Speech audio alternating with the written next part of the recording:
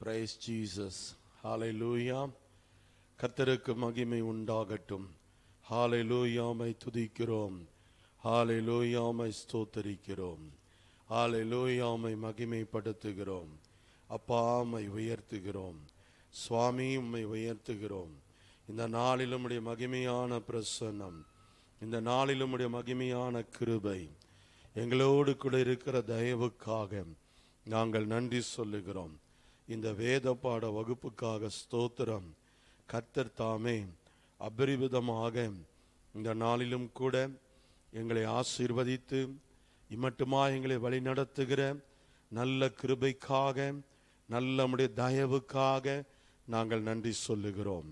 அப்பா, இந்த வேத பாடத்தை நீர் ஆசீர்வதிக்க வேண்டும் என்று நாங்கள் மன்றாடி ஜெபிக்கிறோம். தேவரீர் இரக்கம் உள்ளவர், கிருபை உள்ளவர். உம்முடைய அபிஷேக வல்லமை, உம்முடைய ஆளுகை ஆண்டவரே உண்டாகட்டும் என்று பிதா, குமாரன், பரிசுத்தாவின் பெயரால் ஒப்புக் கொடுக்கிறோம். எங்கள் மனது, எங்களுடைய சிந்தனை எல்லாவற்றையும் உடைய கரத்திலே நாங்கள் ஒப்புக் கொடுக்கிறோம். தேவைகளை அறிந்து கர்த்தர் எங்கள் வாழ்க்கையிலே கிரியை செய்வீராக. தொடர்ந்து பொறுப்பெடுத்துக் கொள்ளும். இயேசு கிறிஸ்துவின் நாமத்தினால் ஜெபிக்கிறேன், ஜெபங்கேளும் நல்ல பிதாவே. ஆமேன், ஆமேன், ஆமேன். Praise the lord. ஆண்டவரும் உலக இரட்சகருமாகிய இயேசு கிறிஸ்துவின் நாமத்திலே நம்முடைய கிறிஸ்துவின் சிந்தை பாகம் 2 என்ற தலைப்புக்குள்ளே நாம் கடந்து வருகின்றோம். முதல் செய்தியாக உங்களோடு கூட வேதத்தில் சொல்லப்பட்டிருக்கிற மைண்ட் எப்படிப்பட்டதாய் இருக்கிறது, பலவிதமான சிந்தனைகளை பற்றி, மனதை பற்றி வேதத்தில் சொல்லிய ஆதாரமான வசனங்களை பார்த்தோம். It is not mind of Christ. கடந்த வாரத்தில் நாம் பார்த்தது எதுவுமே ஒரு சரியான மைண்ட் ஆஃப் கிரைஸ்ட் என்று நாம் என்ன பண்ண முடியாது, சொல்ல முடியாது. ஆனால் இன்றைக்கு 2வது பகுதியில் உண்மையான மைண்ட் ஆஃப் கிரைஸ்ட் என்ன, பண்புகள், அதனுடைய பண்புகள் என்ன என்பதை எல்லாம் நாம் கவனிக்க போகிறோம். பரிசுத்த ஆவியானவர் நமக்கு உதவி செய்வாராக. கர்த்தருடைய நாமம் மகிமைப்படட்டும். இன்னைக்கு நீங்க வேதத்தை திருப்பினீங்க அப்படின்னாக்கா ரோமர் 12ஆம் அதிகாரம் 2ஆம் வசனத்தை நீங்கள் குறிப்பெடுத்துக் கொள்ளுங்கள். 12:2 வேதம் என்ன சொல்லுது பாருங்க. நீங்கள் இந்த பிரபஞ்சத்திற்கு ஒத்த வேஷம் தெரியாமல் தேவனுடைய நன்மையும் பிரியமும் பரிபூரணமுமான சித்தம் இன்னதென்று பகுத்தறியத்தக்கதாக உங்கள் மனம் புதிதாகிறதுனாலே மறுரூபம் ஆகுங்கள். அதாவது transformed by the renewing of your mind. அதாவது மனம் புதிதாகிறதுனால் மறுரூபம் ஆகுங்கள் அப்படின்னு சொல்றார். ஸோ நம்ம மனசுக்கும் நம்முடைய மறுரூபத்துக்கும் மிகப்பெரிய தொடர்பு இருக்குது. இமை பொழுதுல நம்ம மறுரூபம் ஆக்கப்படுவோம் என்று 1 கொரிந்தியர்ல நம்ம பார்க்கிறோம். ஆனால் நம்ம மரித்த பிறகு வரக்கூடிய மறுரூபம் நம்முடைய சரீரம் சார்ந்ததாக இருக்கலாம். அது ஆவிக்குரிய மேனி என்று குறிப்பிடப்படுகிறது. ஆனால் இந்த பூமியில நான் வாழ்கிற நாட்களிலேயே அந்த உன்னதமான நிலைமையை நான் அடைய முடியுமா என்ற ஒரு கேள்வி அநேகருக்கு உண்டு. அதை தான் பைபிள் சொல்லுகிறது, மனம் புதிதாக வேண்டும். Renewing mind, that is very important. இப்போ மைண்ட் ஆஃப் கிரைஸ்டுக்குள்ள போகிறதுக்கு முன்னால ஒரு புதிதாகிற அனுபவம் நம்முடைய சிந்தைக்கு தேவைப்படுது. புதிதாகுதல் அப்படின்னா ஒரு பழைய வீட்டை ரெனோவேட் பண்ணுறோம். ஆமென். அதாவது பார்த்தீங்கன்னா பாலடைஞ்ச ஒரு இடம், வீடு ஏதாவது இருந்துச்சுன்னா அதை புதிதாக்குகிறோம். ஒரு வாகனம் ரொம்ப பழசாயிருச்சு, அதை எஃப்சிக்கு போகிறதுக்கு முன்னால் என்ன பண்ணுறாங்க, புதிதாக்குறாங்க. ஸோ அந்த மாதிரி ஒரு ரெனிவிங் மைண்ட் நமக்குள்ளே வரணும். எப்படி புதிதாக்க முடியும், என்ன மாதிரிலாம் அது ஆகும் என்பதையெல்லாம் நாம் பார்க்க முடியும். ஆனால் வசனம் என்ன சொல்லுதுன்னா, அந்த 12:2 நீங்கள் திரும்பவும் கவனிச்சிங்கன்னா, இந்த மனம் புதிதானவங்க தேவனுடைய சித்தம் இன்னதென்று பகுத்தறிய முடியும். Very very important. இன்னைக்கு கிறிஸ்துவங்க, ஆண்டவருடைய பிள்ளைங்க, உலகத்திலேயே படுற மிகப்பெரிய கஷ்டம் என்னன்னா, தேவ சித்தம் என்னன்றதை அவங்களால கண்டுபிடிக்க முடியாது. நிறைய பேர் இதுக்காக ஜெபிப்பாங்க, உபவாசிப்பாங்க, நிறைய பேர் அதுக்காக பல பிரயாசங்களை எடுப்பாங்க. ஆனால் உண்மையிலேயே தேவ சித்தத்தை பகுத்தறியத்தக்கதாக என்னுடைய மனம் புதிதாக வேண்டும். அப்போ ரெனிவிங் மைண்டில் தான் ஃபைண்டிங் த காலிங், அதாவது அழைப்பை புரிந்து கொள்ளுதல், தேவ சித்தத்தை புரிந்து கொள்ளுதல், தேவனுடைய வழி நடத்துதலை புரிந்து கொள்ளுதல் போன்ற பல அரிய விஷயங்கள் இதில் அடங்கியிருக்கிறது. ஆகவே தான் மைண்ட் ஆஃப் கிரைஸ்ட் சப்ஜெக்டுக்கு நம்ம நல்ல ப்ரையாரிட்டி கண்டிப்பாக கொடுக்கணும். அங்க பாருங்க, நன்மையும் பிரியமும் பரிபூரணமுமான சித்தம் இன்னதென்று பகுத்தறியத்தக்கதாக உங்கள் மனம் புதிதாகிறதுனாலே மறுரூபமாகுங்கள். ஆமென். அப்போ தேவனுக்கு எது பிரியம், தேவனுக்கு பரிபூரணமா நம்ம மாறணும் அப்படின்னா, அந்த சித்தத்தை புரிந்து செயல்படணும்னா என்னுடைய மனது புதிதாக மாற வேண்டும். இன்னொரு வசனத்தை குறிப்பெடுத்துக் கொள்ளுங்கள். வேதத்திலே நீங்கள் கவனிக்கும் பொழுது 2 கொரிந்தியர் 4:16 வசனத்தை நீங்கள் குறிப்பெடுக்க வேண்டும். அங்க வசனம் என்ன சொல்லுது பாருங்க. ஆனபடியினாலே நாங்கள் சோர்ந்து போகிறதில்லை. வாசிப்போம்.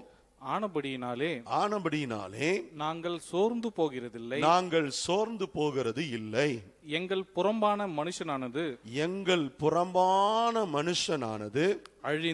அழிந்தும் உள்ளான மனுஷனானது நாளுக்கு நாள் புதிதாக்கப்படுகிறது.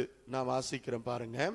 ஆனபடியினால் நாங்கள் சோர்ந்து போகிறது இல்லை, எங்கள் புறம்பான மனுஷனானது அழிந்தும் உள்ளான மனுஷனானது நாளுக்கு நாள் புதிதாக்கப்படுகிறது அப்படின்னு. அப்ப என்ன இதுக்கு ஒரு அர்த்தம் அப்படின்னாக்கா, உள்ளான மனுஷனை புதுப்பிக்கிறது. உள்ளான மனுஷன் எது? நமக்குள்ள இருக்கிற ஆத்துமா. நான் ஏற்கனவே போன வாரம் என்னுடைய கிளாஸ்ல நான் சொன்னேன், நம்முடைய மனது, சிந்தை, நம்முடைய உணர்ச்சி, உணர்வுகள், இது எல்லாம் உள்ளடக்கிய உள்ளான மனிதன்தான் ஆத்துமா என்று சொல்லி. அப்போ இந்த ஆத்துமா புதிய ஒரு ரூபத்தை அடையணும், ஒரு புதிய எல்லையை தொடணும். அதுதான் ஆன்மீக வளர்ச்சி, ஸ்பிரிச்சுவல் அப்படின்னு நம்ம சொல்றோம். இன்னைக்கு பார்த்தீர்கள் என்று சொன்னால், உள்ளான மனிதனுக்கு தேவையான அந்த போஷாக்கு சக்தி, துக்கத்தை எதிர்க்க முடியல, துன்பத்தை எதிர்த்து போராட முடியல, சோதனைகளை எதிர்த்து போராட முடியல, பிரச்சனைகளை எதிர்த்து போராட முடியல. காரணம் என்னன்னா, வீக்கா இருக்குது, ஆத்மா வீக்கா இருக்குது. இப்ப பாருங்க, கொரோனா உலகம் எங்கும் பரவிட்டு இருக்குது. நம்முடைய இம்யூன் சிஸ்டம் தான் ரொம்ப முக்கியம். நமக்குள்ள ஒரு நோய் எதிர்ப்பு சக்தி கடவுள் இயற்கையா வச்சிருக்கிறார். அந்த எதிர்ப்பு சக்தி குறையும் பொழுதுதான், அந்த எதிர்ப்பு சக்தி நம்ம இடத்துல இல்லாத போதுதான் இப்படிப்பட்ட கிருமிகள், இப்படிப்பட்ட வியாதிகள், தொற்றுகள் ஒரு மனிதனை அண்ட முடியும். அதே மாதிரி ஒரு மனிதனுடைய ஆத்மாவில் அந்த ரெசிஸ்டன்ட் பவர் அப்படின்னு ஒன்று இருக்குது. அது என்னன்னு சொல்லுவோம், உலகத்தில் என்ன சொல்லுவாங்கன்னா வில் பவர் அப்படின்னு சொல்லுவாங்க. இந்த வில் பவர் இருக்கிறவங்க எப்பேற்பட்ட சோதனையில, எப்பேற்பட்ட பிரச்சனையில போனாலும், தடுமாறினாலும் எப்படியாவது நீந்தி கரை சேர்ந்துருவாங்க. நீங்க அதை பார்ப்பீங்க. போராடுவாங்க, கடைசி மூச்சு இருக்கிற வரைக்கும் போராடுவாங்க, மனசு விட மாட்டாங்க, தொசு தொசுன்னு உட்காந்துக்க மாட்டாங்க. ஆனா இன்னைக்கு இந்த ஆத்துமாவுல நமக்கு என்ன இல்லை அப்படின்னா பலன் இல்லை. அதனாலதான் பவுல் சொல்லும்போது என்ன சொல்ல, நாங்க சோர்ந்து போகிறது கிடையாது. எங்க புறம்பான மனுஷன் அழிந்தாலும், அப்படின்னா நீங்க பார்க்கிற இந்த உடம்பெல்லாம் அழிந்தாலும் உள்ளான மனுஷனானது நாளுக்கு நாள் எங்களுக்கு புதுசாகுதே தவிர, புதுசாகுது அப்படின்னா ரெனிவிங் நடந்துட்டு இருக்குது, எனக்குள்ள ஒரு சுத்திகரிப்பு நடந்துட்டு இருக்கு, எனக்குள்ள ஒரு மறுரூபம் நடந்துட்டு இருக்கு, எனக்குள்ள ஒரு உயிர் மீட்சி நடந்துட்டு இருக்குது, எனக்குள்ள ஒரு மாற்றம் நடந்துட்டு இருக்குது. இந்த மாற்றம் என்பது என்னுடைய புறமான மனுஷனை சார்ந்தல்ல, என்னுடைய உள்ளான மனுஷனை சார்ந்தது, என்னுடைய உள்ளான மனுஷனை சார்ந்தது என்று சொல்லுகிறார். கவனிங்க, உங்க புறம்பான மனுஷனை வச்சு உள்ளான மனுஷன் வளரல. உங்களுடைய உள்ளான மனுஷனுடைய எஃபெக்ட்ஸ், பலன், கிருபை எல்லாமே உங்க உள்ளான மனுஷனுக்குள்ள இருக்கிறது தான் புறம்பான மனுஷன்ல வெளிப்படுகிறது. ஆகவே உங்க உள்ளான மனுஷனை நீங்க பலனா வச்சுக்கணும். அது பலனா வச்சுக்கிறதுக்கு என்ன பண்றது? இன்னைக்கு நிறைய பேருக்கு ஒரு கேள்வி, உள்ளான மனுஷனை பலப்படுத்துறது எது? ஜெபம், வேத வாசிப்பு, நல்ல துதி ஆராதனை, நல்ல ஆவிக்குரிய ஐக்கியங்கள். இதன் மூலமாக தான் நம்ம என்ன பண்ண முடியும்? நம்முடைய உள்ளான மனிதனை பலப்படுத்தி கொள்ள முடியும். அப்போ உள்ளான மனிதன் புதுப்பிக்கப்படணும் அப்படின்னா நல்ல ஒரு தேவனோடு உறவு இருக்கணும், வேத வசனத்தோடு அவனுக்கு ஒரு தொடர்பு இருக்கணும். அப்போ டெய்லி அவனுடைய மனம் புதிதாகி கொண்டே இருக்கிறது. அப்போ அவனால் என்ன பண்ண முடியும்னா, புறம்பான மனுஷன் அழிகிறத பற்றி அவன் கவலையே பட மாட்டான். அதனால தான் கிறிஸ்து எனக்கு ஜீவன், சாவு எனக்கு ஆதாயம் என்று இதே பவுல் சொல்லுகிறார். காரணம் என்ன? எனக்கு சாவு புறம்பான மனுஷனை உடல் சரீர அடக்கத்தை குறிக்கிற காரியம். ஆனா கிறிஸ்து எனக்கு ஜீவன். இந்த உடல் மண்ணோடு மட்கி போனாலும் எனக்குள் இருக்கிற உள்ளான மனுஷனுக்குள்ள ஜீவன் இருக்கிறது. அது தேவன் எனக்குள்ள கொடுத்த ஜீவன். அது எனக்குள்ளே ஊறிக்கொண்டிருக்கிற ஒரு ஊற்றாக இருக்கிறது. அந்த ஜீவன் எனக்குள்ள இருக்கிற வரைக்கும் நான் சோர்ந்து போகிறதில்லை என்று பக்தன் ரொம்ப அழகாக சொல்லுகிறார். இன்னொரு வசனத்தை குறிப்பிட வேண்டும். எபேசியர் 4ஆம் அதிகாரத்திலே 23ஆம் வாக்கியத்தை நாம் வாசிக்கலாம். 4:23. உங்கள் உள்ளத்திலே புதிதான ஆவியுள்ளவர்களாகி, புதிதான ஆவி உள்ளவர்களாகி. இதெல்லாமே மைண்ட் ஆஃப் கிரைஸ்டோட சம்பந்தப்படுத்தி பாருங்க. ஆமென். இயேசு எப்படி இருந்தாரு? உள்ளான மனுஷன்ல பலனா இருந்தாரு. இயேசு எப்படி இருந்தார்? அவருடைய மனது எப்படி இருந்துச்சு? தேவ சித்தத்தை பகுத்தறிஞ்சிச்சு. அதான உண்மை. ஆமென். அடுத்தது, உள்ளான மனுஷன் எப்படி இருக்குது? புதிதான ஆவி உள்ளவர்களாய் இருக்கிறது. ஏசப்பா அவனுடைய ஆவி புதிதான ஆவி உள்ள ஒரு தேவனாக இந்த பூமியிலே அவர் ஜீவித்தார். Every day you receive the new anointing, new mind. தேவ சுத்தத்தை புரிஞ்சிக்க முடிஞ்சிச்சு, தேவனுடைய வழி நடத்துதல புரிஞ்சிக்க முடிஞ்சிச்சு, தேவனுடைய ஆவியில் நடத்தப்பட முடிஞ்சிச்சு. இப்போ எல்லா ஸ்பிரிச்சுவல் பிளஸ்ஸிங்ஸுக்குமே பேசிக்கே இந்த மைண்ட் ஆஃப் கிரைஸ்ட் தான். அதனால தான் பவுல் அதை ஸ்ட்ரெஸ் பண்ணி சொல்றாரு, கிறிஸ்துவில் இருந்த சிந்தை உங்களில் இருக்க கடவுது அப்படின்னு. ஏன்னா கிறிஸ்து எப்படி இருந்தார்? நமக்கு மாடல் ரோல் யாருன்னு பார்த்தீங்கன்னா கிறிஸ்து தான். எந்த மனிதனும் கிடையாது. கிறிஸ்துவையே நம்ம முன்னால வைப்போம். அப்போ கிறிஸ்துவனுடைய வாழ்க்கையை பாருங்க. தேவ சித்தத்தை ஈஸியா கண்டுபிடிச்சாரு. தேவன் என்ன யோசிக்கிறார்ன்றது அவரால் யோசிக்க முடிஞ்சு. நானும் என் பிதாவும் ஒன்றையே யோசிப்போம், ஒன்றையே செய்வோம் அப்படின்றார். அவர் சொல்றதை தான் நான் செய்ய இந்த பூமிக்கு வந்திருக்கிறேன் அப்படின்றார். அதுதான் எனக்கு ஒரு போஜனமா இருக்குது அப்படின்னு சொல்றார். அப்ப அந்த அளவுக்கு ஒரு ஒற்றுமை அவங்களுக்குள்ள இருந்ததுக்கு மெயின் காரணம் என்னன்னா இந்த ரெனிவிங் மைண்ட் தான். அப்ப கிறிஸ்துவும் நம்மளை போல பூமியில மனிதரா தானே இருந்தாரு. அப்ப என்ன செஞ்சாரு? எல்லா மனிதனுக்கு இருக்கிற பலவீனம் அவருக்கு இருந்திருக்கும். ஏசப்பாவுக்கு தூக்கம் வராம இருந்திருக்குமா? பசி எடுக்காம இருந்திருக்குமா? பைபிள்ல சொல்லுது. ஆமென். அவர் பெண்ணணையத்திலே தலை வைத்து தூங்கினார் அவரும் தூங்கினார். ஆமென். அப்பொழுது அவருக்கு பசி உண்டாயிற்று. அவருக்கு பசி வந்தது. ஆமென். அவர் ஓய்வெடுக்க கூட நேரம் இல்லாதபடி இருந்தது என்று சொல்லி வேதத்தில் பார்க்கிறோம். ஆமென். ஜனங்கள் அவரை சூழ்ந்து கொண்டு கடந்து வந்தார்கள் என்று பார்க்கிறோம். அப்ப அவருக்கு ரெஸ்ட் தேவைப்பட்டுச்சு. ஆமென். அவரு களைப்படைந்தவராய் உட்கார்றாரு. தாகத்துக்கு தண்ணீர் தா என்று கேட்கிறார். அவருக்கும் தாகம் எடுத்தது. எல்லாமே வந்துச்சு. நம்ம இன்னைக்கு என்ன கஷ்டப்படுறோமோ, அதாவது ஒரு தியாலஜியன் ரொம்ப அழகா, வெயின் குரூடேம் அப்படின்ற ஒரு தியாலஜியன் இப்படியாக டயட்டி ஆஃப் ஜீசஸ் கிரைஸ்ட பற்றி அவர் எழுதும் போது எழுதுறாரு. என்னன்னா, the incarnation of Jesus Christ manifested 100% a man and 100% God அப்படின்னு எழுதுறார். 100% அவர் மனிதனாகவும் 100% அவர் தேவனாகவும் வெளிப்பட்டார் என்று சொல்லி பார்க்க முடியுது. அப்போ ஒரு மனிதனா அவர் இருந்தனால தான் அதிகாலையில தேவ சமூகத்தை தேடி போறார். எதுக்காக காலையில இருட்டோட எழுந்து மலை மேல ஏறி போய் ஜெபிக்கிறாரு? எதுக்காக இந்த பாத்திரம் என்னை விட்டு நீங்க கூடுமானால் நீங்கட்டும் என்று சொல்லி கெத்செமனேல ஆண்டவர் ஜெபிக்கிறாரு. ஏசப்பாவுடைய ஜெப வாழ்க்கை எப்படி இருந்துச்சு? பெஸ்டா இருந்துச்சு. ஏசப்பாவுடைய ஊழிய வாழ்க்கை எப்படி இருந்துச்சு? பெஸ்டா இருந்துச்சு. ஏசப்பாவுடைய சோசியல் லைஃப் எப்படி இருந்துச்சு? பெஸ்டா இருந்துச்சு. அப்ப என்ன நான் சொல்றேன்னா, எல்லாமே இந்த மனிதர்கள் என்ன கஷ்டத்தின் ஊடாக போறாங்களோ அந்த பாடுகளின் ஊடாக தான் அவரும் கடந்து போறார். ஆமென். ஆனால் ஒரே ஒரு விஷயம் தான் இருக்குது.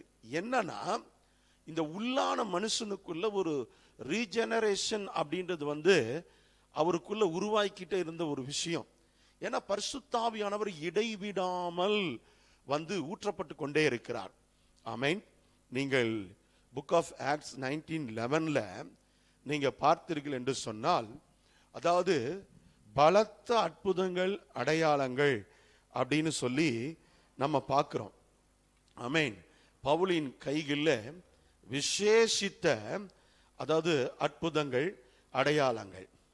இது என்னன்னு பார்த்தீங்கன்னா, கிரேக்க மொழியில இந்த விசேஷித்த அப்படின்ற இந்த வார்த்தை எப்படி கொடுக்கப்பட்டிருக்கிறது என்று சொன்னால், அதாவது டெய்லி ரொட்டீனா கண்டினியூஸ் மிரக்கல்ஸ். அதாவது பார்த்தீங்கன்னா, ஆதி திருச்சபையில் அற்புத அடையாளங்கள் எப்படி இருந்துச்சுன்னா டெய்லி இருந்துச்சு.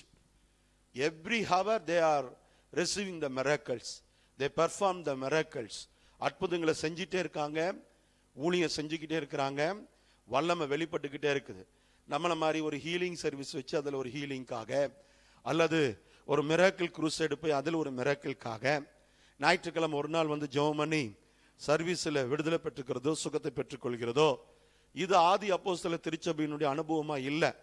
எவ்ரிடே தே ஆர் என்ன சொல்ற, ரெனிவிங் தேர் மைண்ட் இன் கிரைஸ்ட். கிறிஸ்துவுக்குள்ளே அவருடைய சிந்தனையானது புதுப்பிக்கப்பட்டு கொண்டே இருந்தது.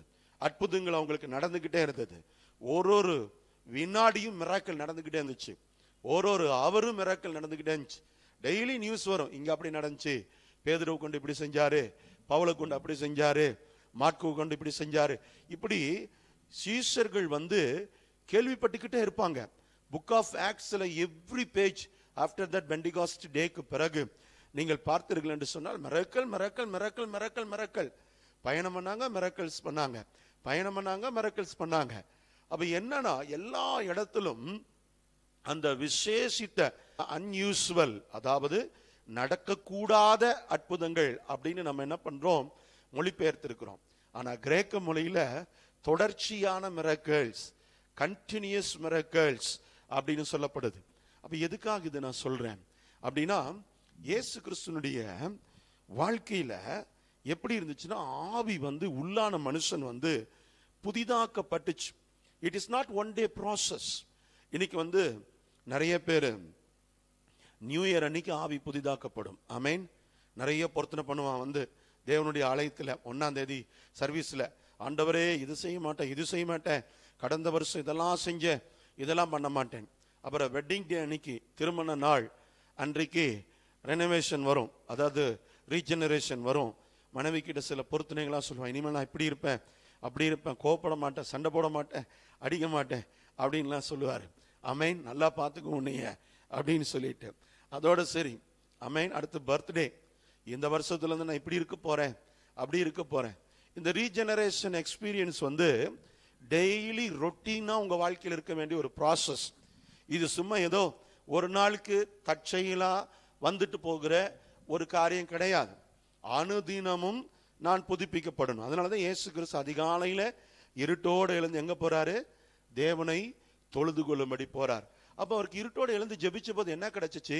ஆவியில் ஒரு புத்துணர்ச்சி கிடைச்சிச்சு, புதிய வெளிப்பாடுகள் கிடைச்சிச்சு, புதிய வழிநடத்துதல் கிடைச்சிச்சு, புதிய தேவ சித்தங்களை தெரிந்து கொள்ளக்கூடிய வாக்கியம் கிடைச்சிச்சு.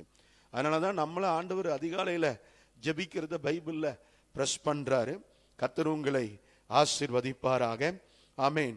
கொலோசியர் 3ஆம் அதிகாரத்தை நீங்க திருப்பினீங்க அப்படின்னா அங்க கூட 3ஆம் அதிகாரத்தில் 10ஆம் வசனத்தை குறிப்பெடுத்து வாசிக்கலாம். அது உங்களுக்கு பிரயோஜனமாக இருக்கும் என்று நான் விசுவாசிக்கின்றேன். தன்னை சிருஷ்டித்தவருடைய சாயலுக்கு ஒப்பாக பூரண அறிவடையும்படி புதிதாக்கப்பட்ட புதிய மனுஷனை தரித்துக் கொண்டிருக்கிறீர்களே அப்படின்னு சொல்றார். ஆமேன். இந்த வசனத்தை அப்படியே ஸ்டாண்ட் பை பண்ணணும். ஏன்னா இதுல முக்கியமான ஒரு விஷயத்தை சொல்ல விரும்புறேன். What is Christianity? இன்னைக்கு கிறிஸ்துவத்தை பற்றிய ஒரு புரிந்து கொள்ளுதல் உலகத்துக்குள்ள கிடையாது. சும்மா ஏதோ போறாங்க. உலக மக்களுக்கு என்ன? தண்ணியில மூழ்கி எழுந்திருச்ச ஞான ஸ்நானம். ஆமேன். That's all. மனம் புதிதாகிறதை பற்றிய அந்த உணர்வுகள் அப்படின்றதெல்லாம் கிடையாது. இப்போ நான் சொல்ற திரும்பவும், கிறிஸ்தவம் என்பது மதமாற்றத்துக்காக கொடுக்கப்பட்ட ஒரு மார்க்கம் அல்ல, மனமாற்றத்துக்காக கொடுக்கப்பட்ட ஒரு மார்க்கம். திருடனா இருக்கிறானா, இனிமேல் திருடாதவனா இருக்கணும், அவ்வளவுதான். குடிகாரனா இருக்கிறானா, இனி குடிக்காதவனா இருக்கணும். பொய் சொல்றவனா இருக்கிறானா, இனி உண்மையை பேசுறவனா இருக்கணும். ஆமேன். பாவம் பண்றவனா இருக்கானா, விபச்சாரம் பண்றவனா இருக்கிறானா, இல்ல இனிமேல் அவன் அந்த தொழிலை, அந்த பாவத்தை செய்யாதவனா இருக்கணும். இதுதான் கிறிஸ்டியானிட்டி. கிறிஸ்டியானிட்டியுடைய ஃபண்டமெண்டல் இதுதான். நம்ம கூட்டம் சேர்த்துறதோ, ஆளுகளை கூட்டி கொண்டு சேர்க்கிறதோ தேவனுடைய நோக்கமோ சித்தமோ கிடையாது. வசனம் என்ன சொல்லுது பாருங்க? தன்னை சிருஷ்டித்தவருடைய சாயலுக்கு ஒப்பாக பூரண அறிவடையும்படி புதிதாக்கப்பட்ட மனுஷனை தரித்துக்கொள்ள. அப்ப பழைய மனுஷனை தூக்கி போட்டு. பழைய மனுஷன் யாரு? கோபப்பட்டவன், கெட்ட வார்த்தை பேசினவன், சண்டை போட்டவன், அடிச்சவன், துன்பப்படுத்தினவன், விபச்சாரம் பண்ணவன், பாவம் செய்தவன், குடித்தவன், வெறித்தவன், அமேன், கோல் சொன்னவன், புறங்கூறு பேசினவன், பெருமையாய் பேசின மனுஷன். இதெல்லாம் மைண்ட் ஆஃப் கிரைஸ்டுக்கு அகைன்ஸ்டா இருக்கக்கூடிய மைண்டு. டோட்டலி பழைய மனுஷனை தூக்கி போட்டு புதிய மனுஷனை போடுறது. நான் 1975ஆம் ஆண்டு தயாரித்த அம்பாசிடர் கார் ஒன்று வாங்கினேன். அந்த காலத்தில் எனக்கு இருந்த காசு அவ்வளோதான். அதில் பார்த்தீங்கன்னா என்ஜின் என்னன்னு பார்த்தீங்கன்னாக்கா முழுக்க அந்த அம்பாசிடரில் வந்த ட்ரக்கர் என்ஜின்னு சொல்லுவாங்க, பழைய ஆட்களுக்கு தெரியும். அதை தூக்கி போட்டு மெட்டடோர் என்ஜினை ஏற்றி உள்ளே வச்சாங்க. கொஞ்சம் புதிதாக்கப்பட்ட என்ஜினை, அப்கிரேடு பண்ணப்பட்ட என்ஜினை. ஒரு சிலர் அதில் இசுசு என்ஜினை வச்சாங்க. அமேன்.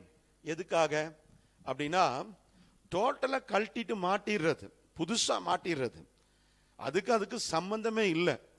அந்த வண்டியில் இசுசு இன்ஜின் போட்ட வண்டியில் ஏறி உட்கார்ந்தீங்க அப்படின்னா அம்பாசிடர் காரா இது? நான் என்னமோ நினைச்சனே, வெளியிலேருந்து பார்க்க ஏதோ முட்டையை கமுத்து வச்ச மாதிரி இருந்துச்சு, இவ்வளோ நல்லா இருக்கு இந்த கார்னு நீங்களே ஆச்சரியப்படுவீங்க. இன்னைக்கு நியூ ஜென்ரேஷனுக்கு இந்த காரை பற்றி தெரிய வாய்ப்பு இல்லை. ஆனால் எல்லா மிகப்பெரிய பிரசிடென்ட்ஸ், பெரிய ஆட்கள் எல்லாம் பயன்படுத்திய ஒரு கார் அப்படின்னு சொன்னா அந்த கார் தான் நம்ம நாட்டில். கர்த்தருக்கு மகிமை உண்டாகட்டும். இப்போ என்னன்னா புதிய மனுஷனை தரித்துக்கொள். டோட்டலா பழச தூக்கி போட்டு. இப்போ நம்ம நாட்டில் ஒரு சட்டம், அமேன், இத்தனை வருஷத்துக்கு மேல வாகனம் பயன்படுத்தக்கூடாது. இதான் இந்த ரீஜெனரேஷன் அப்படின்றதுக்கு வரேன்.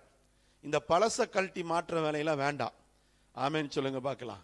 இப்போ என்ன சொல்லுது கவர்மெண்ட், 15 வருஷம் ஆச்சா தூக்கி கொண்டு போய் ஸ்கிராப்ல போட்டு, ஆமேன், புதுசா வாங்கிட்டு போயிடும்.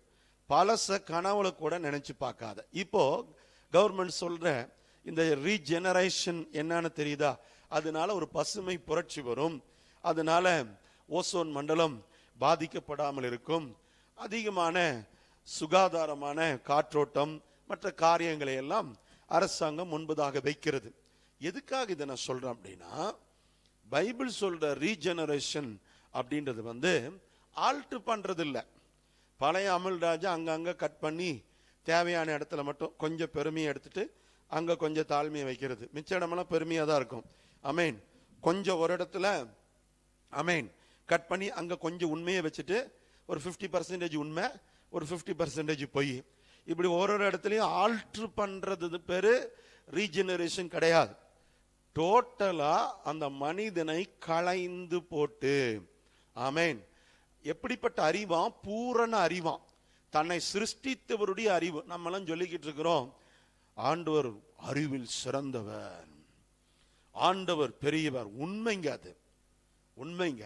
ஆனா உங்களை என்னையும் எப்படிப்பட்ட ஒரு அறிவோடு தேவன் இருக்க வைக்க விரும்புகிறார் அப்படின்னா, அவர் எப்படி சிந்திக்கிறாரோ அப்படி நாம சிந்திக்கணும், அவர் எப்படி செயல்படுறாரோ அப்படி நாம செயல்படணும்ன்ற அந்த பூரண அறிவடைகிற பாதையை நோக்கி, லக்கை நோக்கி தொடருகிற பிரயாணி நான். ஆமேன். ஒரு நாள் வரும், அன்றைக்கு நான் அந்த பூரண நிலைமையை நான் அடைய முடியும். ஆமேன். பட் அதுக்கு பிரயாசப்படணும், அதுக்கு சும்மா வராது. சும்மா mind of Christ, mind of Christ, mind of கிரைஸ்ட்னா வராது. ஆமேன். அதுக்கு ரீஜெனரேஷன், ஆமேன், டிரான்ஸ்ஃபர்மேஷன், மனம் புதிதாகணும், ஆவியிலே புதிதாகணும், ஆத்மாவிலே புதிதாகணும், உள்ளான மனுஷன் பலப்படணும். ஆமேன். இப்படிப்பட்ட ஆழமான விஷயங்கள் எல்லாம் தான் நம்முடைய வாழ்க்கையிலே மிகப்பெரிய மாற்றத்தை கொண்டு வரக்கூடியதாக இருக்கின்றது. சரி, கவனிங்க, ஆண்டவர் உங்களுக்கு என்ன சொல்றாரு அப்படின்னு இன்னொரு காரியத்தையும் சொல்ல விரும்புகிறேன். தீத்து 3ஆம் அதிகாரத்திலே 5ஆம் வாக்கியத்தை குறிப்பெடுத்துக் கொள்ளுங்கள். தீத்து 3:5 கவனிச்சீங்கன்னா, நாம் செய்த நீதியின் கிரியைகளின் நிமித்தம், நாம் செய்த நீதியின் கிரியைகளின் நிமித்தம் அவர் நம்மை ரட்சியாமல், அவர் நம்மை ரட்சியாமல் தமது இரக்கத்தின்படியே, தமது இரக்கத்தின்படியே மறுஜென்ம முழுக்கினாலும், மறுஜென்ம முழுக்கினாலும், பரிசுத்த ஆவியினுடைய, பரிசுத்த ஆவியினுடைய புதிதாக்குதலினாலும், புதிதாக்குதலினாலும் நம்மை ரட்சித்தார். ரட்சித்தார். இப்போ ரீஜெனரேஷனுக்கு நான் டைரக்டா வரேன் உங்ககிட்ட. ஆமேன். இந்த ரீஜெனரேஷன் அப்படின்றது, ரெனிவிங் மைண்ட் அப்படின்றது இப்போ எப்படி நமக்குள்ள கொண்டு வர்றது? சும்மா பைபிள் எடுத்து படிச்சா வந்துருமா? ஒரு கேள்வி. சும்மா ஜெபமானா வந்துருமா அப்படின்னு ஒரு கேள்வி வரலாம். நமக்கு ஒரு தேற்றர வாழனா ஆண்டவர் கொடுக்கிறார். அவருடைய டியூட்டியே என்னன்னா, நமக்குள்ள ரெனிவிங் மைண்டை உருவாக்குறது தான். First Holy spirit of God ஒரு மனிதனுடைய மைண்டில் வேலை செய்யணும், அவனுடைய இன்னர் மேன்ல வேலை செய்யணும், அப்புறம் தான் கை கால் உடம்புல வேலை செய்யணும். ஆமேன். ஆனா இன்னைக்கு நம்ம என்ன பண்றோம் தெரியுங்களா? முதல்ல பரிசுத்த ஆவியானவர் அபிஷேகம் வந்தோன்னா கை தட்டுவோம், குதிப்போம், அன்னை பாஷை பேசுவோம், மற்றதெல்லாம் பேசுவோம். இட் இஸ் இனிஷியல் சைன் அப்படின்னு நம்ம சொல்றோம். இதுக்கு பல ரீசன் இருக்குது, காரணங்கள் இருக்கு, இதுக்குள்ள நான் போக விரும்பல. But Holy spirit of God ஒரு மனிதனுக்குள்ள வரும்போது முதல்ல ஒரு மனிதனை சகல சத்தியத்துக்குள்ளே வழி நடத்துகிறவர், போதிக்கிறவர், போதித்து நடத்துகிறவர். ஆமென். அப்போ இந்த போதித்து வழிநடத்துகிறவர், ஆலோசனை சொல்லுகிறவர் அப்படின்ற அர்த்தம். ஆலோசனை கர்த்தரா நமக்குள்ள வரார். அப்ப என்ன நான் சொல்ல விரும்புறேன்னா, பரிசுத்த ஆவியானவர் இல்லாம இந்த regeneration or renewing mind of Christ அப்படின்றது கேள்விக்குறியான ஒரு விஷயம். ஏன்னா இயேசு கிறிஸ்துவே ரெனிவிங் மைண்டுக்குள்ள எப்படி போகிறாரு அப்படின்னா, through the Holi spirit of God. Amen. Through the Holy Spirit of God, you receive the power. Through the Holy Spirit of God, you receive the miracles. You perform the miracles. Through the Holy Spirit of God, you receive the God's teaching. Amen. he guided. ஆண்டவர் அவர் guide பண்றாரு, நடத்துறாரு, பேசுறாரு, கற்றுக் கொடுக்கிறாரு, miracles பண்றாரு, healing பண்றாரு, எல்லாமே through the Holi spirit of God. ஆமென். அப்போ அந்த ஹோலி ஸ்பிரிட் ஆஃப் காடுடைய அனாயிண்டிங் ஒரு மனிதனுக்குள்ள இல்லாம இந்த ரெனிமிங் மைண்ட் அப்படின்றது ஒரு கேள்விக்குறியான விஷயம்தான். ஆமென். ஏன் அப்படின்னா நிறைய பேர் நடிப்பாங்க கோவமே வராத மாதிரி. எவ்வளவு நாளைக்கு நடிக்க முடியும்? ஆமென். கண்டிப்பா நான் சொல்றேன், என்றாவது ஒரு நாள் உங்களுடைய கோபத்தை கிண்டி கிளறி வெளியே கொண்டு வர்றதுக்கு வாய்ப்புகள் வரும். உலகத்துல நல்லவங்க மாதிரியே சிலர் நடிப்பாங்க, சாந்தமா இருக்கிற மாதிரியே நடிப்பாங்க, அமைதியா இருக்கிற மாதிரியே நடிப்பாங்க, உண்மையானவர்கள் மாதிரியே நடிப்பாங்க, உத்தமர்கள் மாதிரியே நடிப்பாங்க. ஆனா ரொம்ப நாள் நடிக்க முடியாது. Without Holy spirit of God, இந்த நியூ ஜெனரேஷன், இந்த ஒரு ரெனிவிங் மைண்ட் நமக்குள்ள சரியா ஃபார்ம் ஆகலன்னா நம்முடைய சுவாபங்கள் அப்பப்ப வெளிப்படும். அதனால தான் நல்லா பேசிட்டு இருக்கிற மனுஷன் டபார்னு கோவப்பட்டுருவாரு, நல்லா பேசிட்டு இருக்கிற மனுஷன் டபார்னு கோவப்பட்டுரும். நான் உதாரணத்துக்கு சொல்லட்டுமா? இப்பதான் சோஃபால உட்காந்து பேசிட்டு இருக்கோம், 2 நிமிஷத்துல பார்த்தா முருங்கை மரத்தில் ஏறி உட்கார்ந்துருக்கும். புரிஞ்சிருக்கும் நான் நினைக்கிறேன். என்ன ஆச்சு, எப்படி ஆச்சு, எதனால கோவம் வந்துச்சு, ஏன் கோவம் வந்துச்சு, என்ன சொல்ல வந்தாங்க, என்ன விட்டுட்டாங்க, எதுவுமே நமக்கு புரியாது. பெரும்பாலான பிரச்சனைகள் புரியாம நமக்கு வந்துட்டு புரியாத டைம்லயே அது போயிடும். ஏன் கோவப்பட்டாங்கன்னு கூட தெரியாது, எதனால இந்த சம்பவம் நடந்துச்சுன்னு தெரியாது, இல்ல கண்ணுமிக்கிற நேரத்துல மறைந்து போகுது. அதனால தான் பாருங்க, டக்குன்னு நம்ம பிரெயின் நம்ம திங்கிங் ஒரு அவுட் ஆஃப் கிரைஸ்டுக்கு போகும், ஒரு தாட்டுக்கு போயிட்டு திரும்பி உள்ள வந்துடும். அதனால தான் லஸ்ட் உள்ள வருது, பாவம் உள்ள வருது, இச்சைகள் கிரியை செய்யறதுக்கு அது ஒரு ஏதுவான காரியமா அமைஞ்சிருது. இங்க பைபிள் என்ன சொல்லுது பாருங்க, மறுஜென்ம முழுக்கினாலும் பரிசுத்த ஆவியினுடைய புதிதாக்குதலினாலும் நம்மை ரட்சிக்கிறார். அப்போ ரட்சிப்பினுடைய அனுபவமே என்ன அப்படின்னா, இந்த அதாவது ரெனிமிங், அதாவது உங்களை புதிதாக்குதல். இப்போ உங்களை நீங்க கேட்கணும், உங்களையே நீங்க கேளுங்க, நீங்க புதிதாயிட்டீங்களா? ரட்சிக்கப்படுறதுக்கு முன்னால இருந்த என்ன பாவம் இப்ப உங்ககிட்ட இருக்குது? ரட்சிக்கப்படுறதுக்கு முன்னால இருந்த என்ன சுவாபம் இப்ப உங்ககிட்ட இருக்குது? சிலர் அதை கிண்டி கிளறிக்கிட்டே இருப்பாங்க. ஆமென். அதாவது எப்படினாலும் நம்ம கோபத்தை வர வச்சிடலாம், பிரச்சனையை வர வச்சிடலாம் அப்படின்னு. பாஸ்டர் சாம் சுந்தரம் ஐயா அவர்கள் ஒரு நல்ல தலை சிறந்த அப்போஸ்தலனாக நம்முடைய தேசத்தில் ஊழியம் செய்த ஒரு பரிசுத்தவான். அவருடைய மனைவி அவரை பார்த்து கேட்ட ஒரு கேள்வி என்னன்னா, உங்களுக்கு கோபமே வராதுங்களா அப்படின்னு தான் கேட்பாங்களாம்.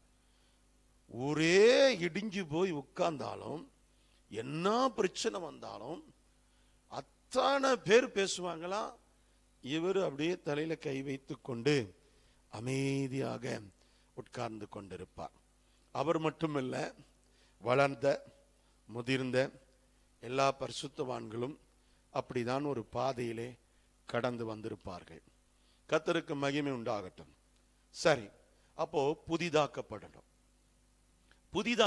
கோபம் வராமலாம் கிடையாது, கண்டிப்பா கோபம் வரும். ஆனா இந்த மனம் புதிதாகிறதுனால உடனே ஹோலி ஸ்பிரிட் ஆஃப் காட் அதை சப்சைட் பண்ணிடுவார். தீய தண்ணி அணைக்கிற மாதிரி, அந்த தீக்கு மேல தண்ணீர் ஊற்றப்படுகிற மாதிரி டக்குன்னு என்ன பண்ணுவார், தண்ணீரை ஊற்றி அணைக்கிற மாதிரி ஆவியானவர் அணைச்சிருவார். இதுதான் உண்மையான புதிதாக்குகிற அனுபவம். அதனாலதான் பேசணும்னு வந்தாக்க கூட சில நேரத்தில் பேசாம போயிடுறது. கோவப்பட்டாலும் சில நேரத்தில் வேற வழி இல்லை, பொறுமையா போவோம் அப்படின்னு சொல்லிட்டு விட்டு கொடுத்து போகிறது.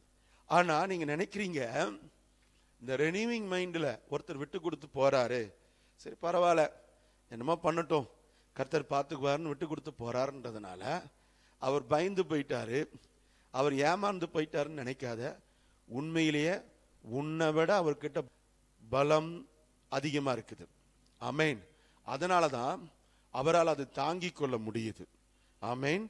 அவரால் அது என்ன பண்ண முடியுது, தாங்கிக் கொள்ள முடியுது. சில இடிதாங்கிகள் ஊழியத்தில் இருப்பாங்க. ஆமென். அவங்க எதுக்குமே அசர மாட்டாங்க, என்ன இடிச்சாலும் அவங்க அதை தாங்கிக்குவாங்க. நம்ம நினைப்போம் அவர் பலவீனமானவர், பலவீனமானவர் அல்ல, அவர் பலனுள்ளவர் தான். ஆவியில பலனுள்ளவன் மாம்சத்துல வெளிப்பட மாட்டான். ஆமென். அதுல உண்மையில என்னன்னா, உண்மையான அறிவு என்னன்னா, ஆமென், புரியும் அவனுக்கு. இதெல்லாம் சொல்லி திருந்தாதது, இதுகிட்ட இனி பேசி பிரயோஜனம் இல்லைன்னு கை கழுவிட்டு போகிற அனுபவம். ஆமென். ஆனா நம்ம அறிவில்லாம போய் கத்திக்கிட்டு இருக்கிற வரைக்கும் அவங்க திருந்த மாட்டாங்க. ஆமென். அதெல்லாம் என்ன பண்ணணும் அப்படின்னா, அமைதியா விலகி போயிடணும். ஆனா பயந்து போகிறன்னு அர்த்தமாகாது, புரிந்து கொள்ளுங்கள். ஸோ மைண்ட் ஆஃப் கிரைஸ்ட் அப்படின்றது பரிசுத்த ஆவியினுடைய புதிதாக்குதல். அப்போ Holy spirit of God accept பண்ணணும், அவருடைய அனாயிண்டிங் அக்செப்ட் பண்ணணும், அவருடைய பிரசன்னம் சமூகம் நமக்குள்ள வரணும், அவருடைய கிருபை நமக்குள்ள வரணும். அப்பதான் இந்த புதிதாக்குகிற அனுபவம் இன்னைக்கு நல்ல விதத்துல நமக்குள்ள கிரியை செய்ய முடியும். ஆமென். சரி, நாம ஜெபிக்க போகிறோம். பரிசுத்த ஆவியானவர் நமக்கு உதவி செய்வாராக. ஆமென். ஸோ தொடர்ந்து 3வது பாகம் 4வது பாகத்திலே நாம் சந்திக்க போகிறோம். தொடர்ந்து 3, 4 ஆகிய பாகங்களிலே உங்களோடு கூட நான் பேசுகிறேன். ஸோ இன்னைக்கு கர்த்தர் உங்களோடு கூட பேசியிருக்கிற ஒரு சில காரியங்களை மனதில் வைத்து ஜெபித்துக் கொள்ளுங்கள். பரிசுத்த ஆவியானவர் உங்க சிந்தனையை புதிதாக்குவாராக. Thank you father. உடைய பிரசன்னம் இறங்கட்டும், உடைய கிருபை இறங்கட்டும், உடைய அபிஷேகம் இறங்கட்டும், உடைய வல்லமை இறங்கட்டும், உடைய மகிமை இறங்கட்டும். இயேசுவின் நாமத்திலே எங்களுடைய மனம் புதிதாக வேண்டும் என்று பிதா குமாரன் பரிசுத்த ஆவியின் பெயரால் நாங்கள் ஆசீர்வதித்து ஜெபிக்கிறோம். கர்த்தருடைய கரம் எங்களோடு கூட இருக்கட்டும். தேவரீர் சகலத்தையும் செய்ய வல்லவர். நீர் செய்ய நினைக்கிறது தடைபடாது. இப்பொழுதே ஆசீர்வதியும், இப்பொழுதே பொறுப்படுத்திக் கொள்ளும். ஆண்டவரே, கேட்ட சத்தியத்திலே நாங்கள் நிலைத்திருக்க நீர் எங்களுக்கு உதவி செய்வீராக. நன்மையை தாரும். இயேசுவின் நாமத்தில் ஒப்பு கொடுத்து ஜெபிக்கிறோம். ஜெபங்கேளும் நல்ல பிதாவே. ஆமேன், ஆமேன், ஆமேன்.